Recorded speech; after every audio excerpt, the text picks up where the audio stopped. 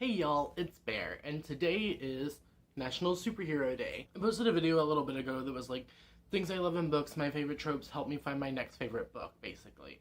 This is the resulting vlog series from that. What I think I'm gonna do with this series is maybe do like 3 or 4 installments a year. That way I'm not just like constantly trying to read books for the series, and I can kind of do it at my own pace so I'm not gonna feel stressed about it.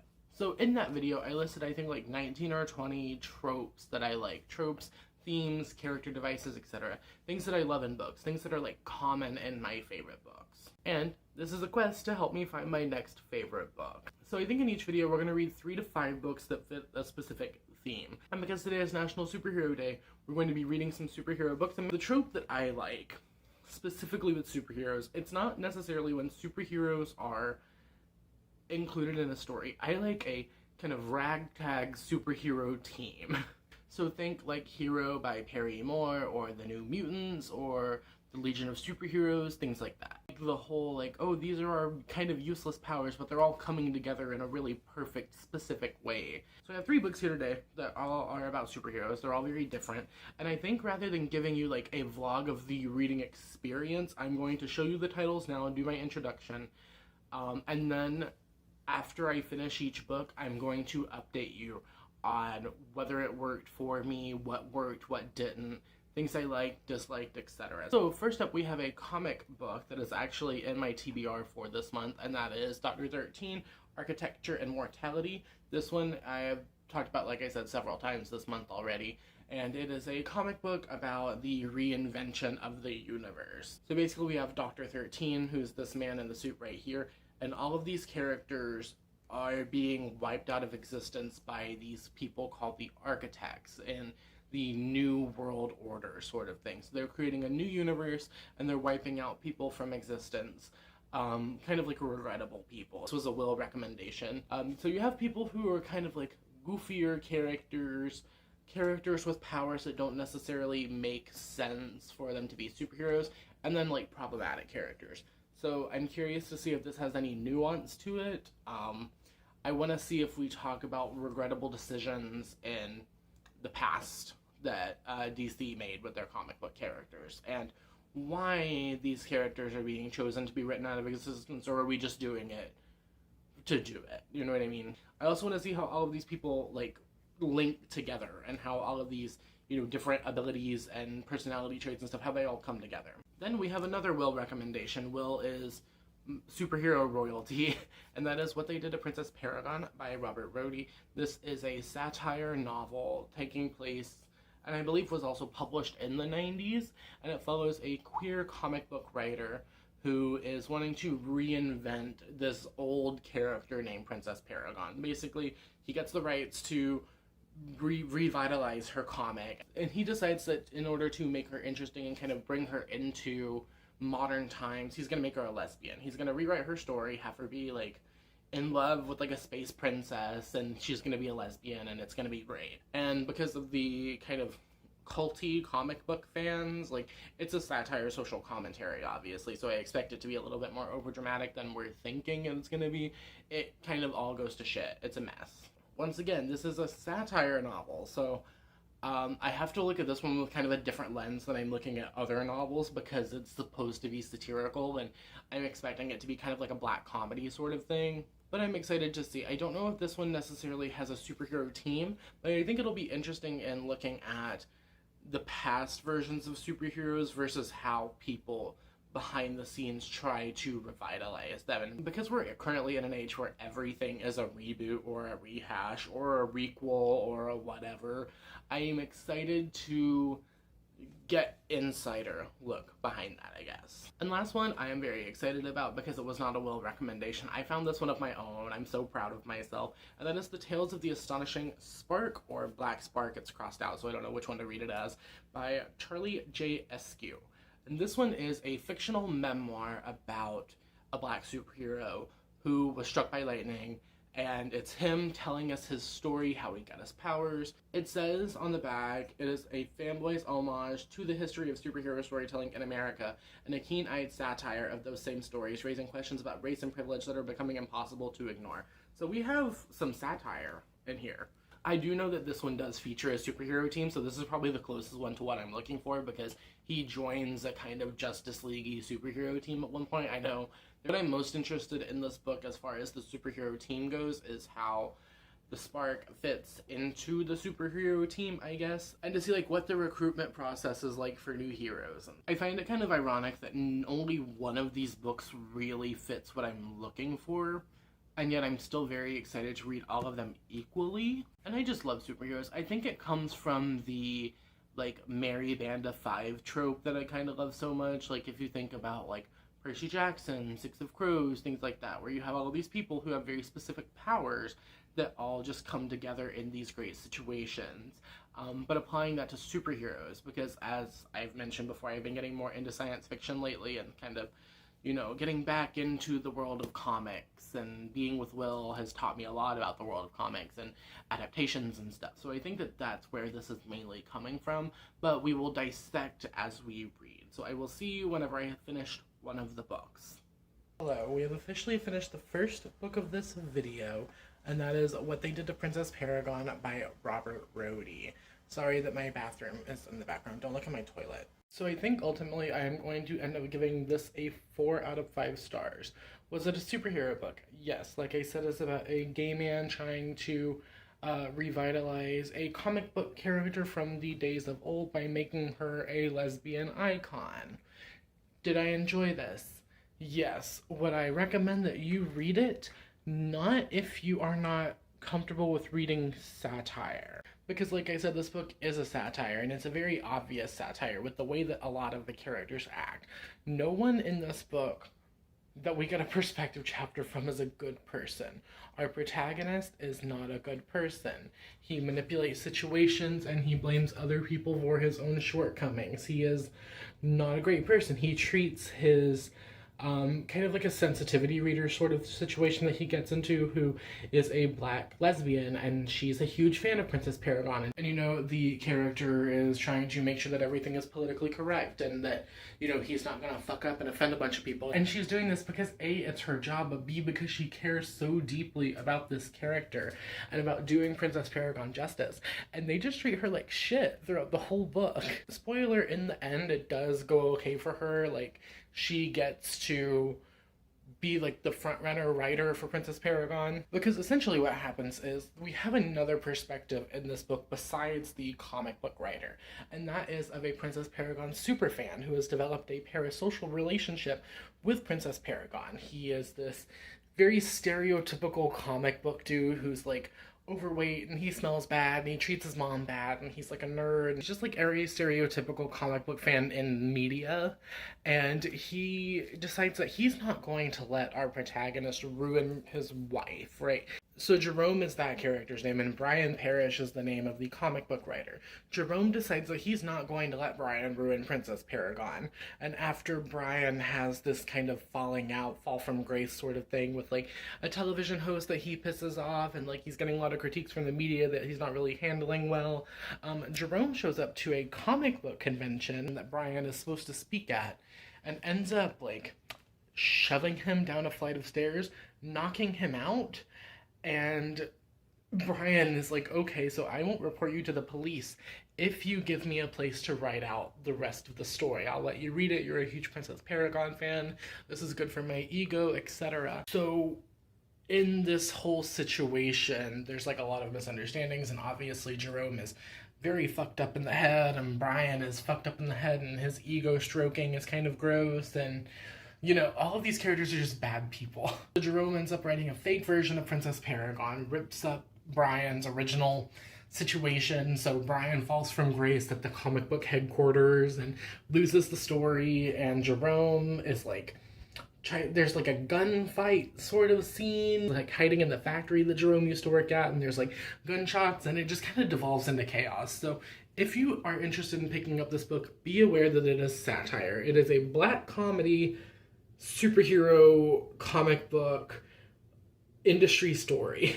So while it doesn't exactly fit what I was looking for in like superhero team, that's the trope that we're talking about today.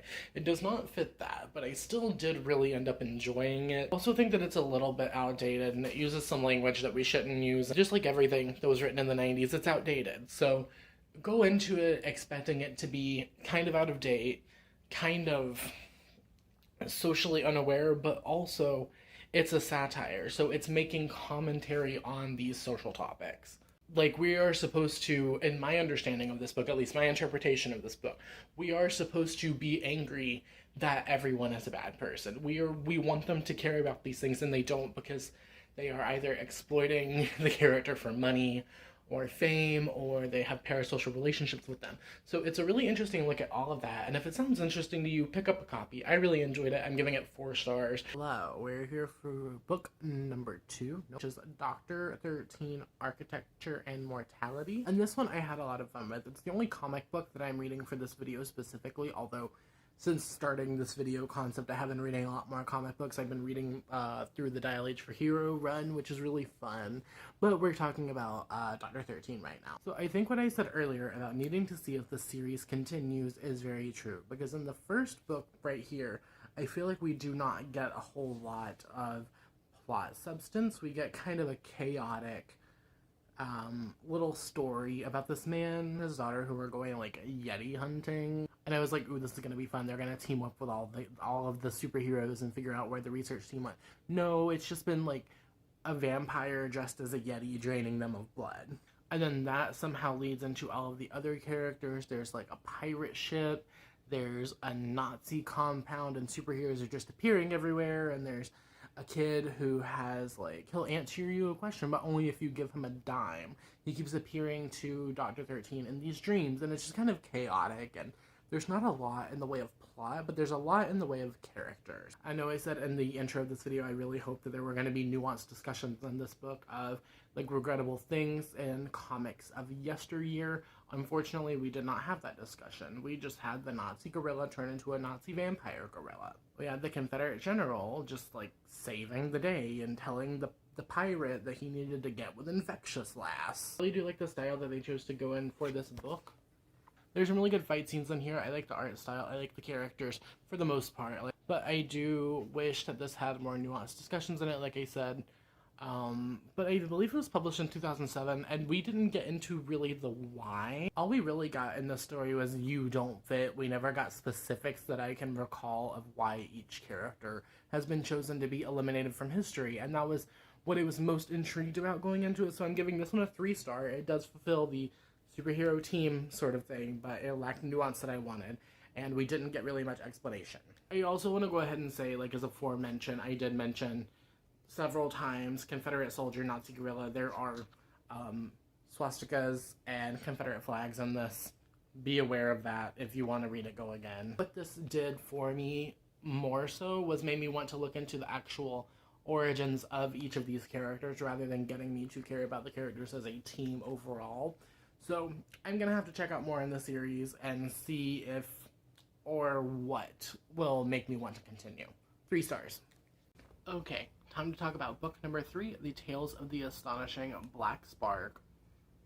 This might be my favorite one. No, I take that back. This is definitely my favorite one that I read for this video. The reason that this one worked for me better than the rest of them, and I will give you all of my thoughts on like the synopsis and everything in a minute, but I just want to talk about this first before I forget, is that this is the only one that really taps into what it's like to be a superhero and having to navigate all of these other different superpowers and villains and things like that. This is the only one that I've read for the video that actually does that, and that's what I was really looking for in this video. So like I said in the intro, this is one that is about a man named Donald who lives in a town in Ohio who, on the way back from a New Year's Eve party, gets struck by lightning and develops superpowers, like electrical-based powers. He gets accepted into the running for the new position that's open on like the big Justice League kind of team, and he's also running against other people, so it's him having to not just navigate what it's like to be a hero in this team, but also win over like the public's opinion.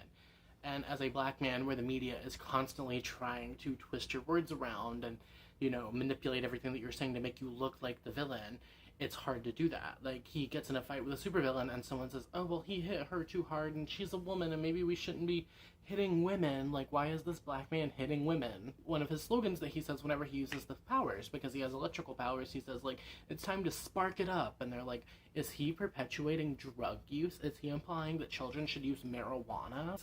Donald dealing with that, as well as navigating all of these big personalities and dealing with supervillains and having to go through, like, costume changes and learning how to fully control his powers and getting his own arch nemesis. So it was a very interesting look at a perspective that I don't see portrayed enough in superhero media, and I loved it. I thought this was 5-star, easy for me. I loved it. Fantastic. Also, the writing style. I have said before that I don't like it whenever it feels like a narrator is telling you a story in prose, but this one does not do that, because this one is written as a fictional memoir. So throughout the book, Donald is talking directly to you. It is written as a memoir. It even goes as far as, like, I'm currently sitting in this coffee shop and they want me to go because they're closing up, and if I just told them I was a superhero, then they would probably fanboy and let me stay. And if you want to get to the good stuff, skip to chapter whatever, or go look on page whatever if you want to know what happened with my costume and stuff like that. So it's a really interesting take as well. And we see Donald's rise to fame and subsequent fall from grace and the side effects and the aftermath of what these big battles do to people, and I just thought it was so good. It was so good. Definitely picks them up 5 out of 5 stars. So next time I see you, we're going to not review the books again, because that feels a little redundant, but we're going to talk about my thoughts on this project as a whole. But first I need a costume change, so let me just slip on my glasses. There we go, that's better. Anyway, I feel like what I really love about superhero fiction is that they are just people, right? I don't like reading about superheroes that feel like gods. I don't like reading about people who are indestructible, who have, like, nothing that can hurt them. I like to read about people who feel human, who just happen to have powers, who happen to be pulled into these situations where they have to save the world. I think I see a lot of myself in superheroes in the sense that if I had the opportunity, I would save the whole world in a heartbeat. And I don't know how to do that as a person, so instead I live vicariously through superheroes and media. I remember being in the 6th grade and being a fan of the X-Men, the animated series. And in the 6th grade, we had read a story about a superhero.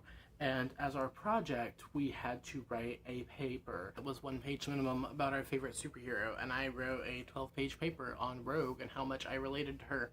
Not feeling like you were able to touch anyone or else bad things would happen, and if we didn't know it was queer by then I don't know what didn't give it away. I like to think that I have the power to save the world, and I understand that I can't save it from aliens or meteorites or bad people with guns, but I do what I do here because I like to think that maybe my videos can help save people.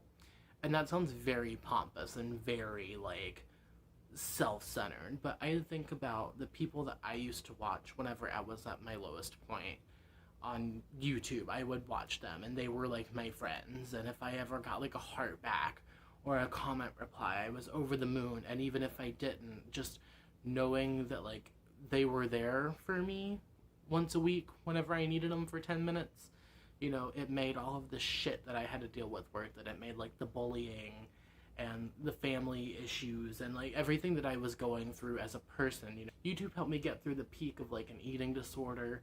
YouTube helped me get through my sexual assault. YouTube helped me get through, you know, the bullying and the harassment that I faced and the death threats that I got after I came out. And YouTube helped me come to terms with the fact that I was queer.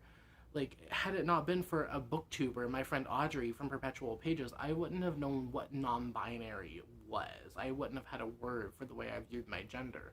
I saw all of these people that I looked up to doing coming out videos and saying I'm gay with audiences of millions of people, and it just meant the world to me. And I think it's really cheesy and kind of iPad kid of me to say that if I didn't have YouTube, I wouldn't be alive. And I kind of feel that way about starting my channel, I would feel very unfulfilled in my life if I wasn't doing this every week and pumping out content for you. Even if I bitch about it sometimes, like, it's hard, but I want to be that person that other people can find faith in, that other people can look to and say, you have changed my life for the better. And I feel like this is just the one way that I have to do it. So thank you. I didn't mean for this to get sentimental. Yeah, let's do the outro. If you enjoyed this video, let me know by liking, subscribing, sharing, etc., as well as answering the comment question of the day. Comment question of the day today is going to be, if you had a superpower, what would it be? And who's your favorite superhero / supervillain? Let me know down in the comments. And if you don't have time, you don't have the spoons, you don't have an answer, or you just don't want to answer, let me know you made it all the way until the end by leaving me a yellow heart or a smiley face emoticon. All my social media links, as well as everything I mentioned, will be linked downstairs, so go check that out. If you want to support me further, there are places to do that too.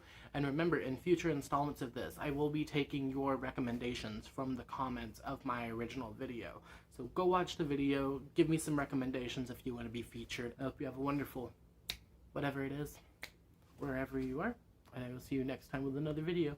Stay beautiful, stay super.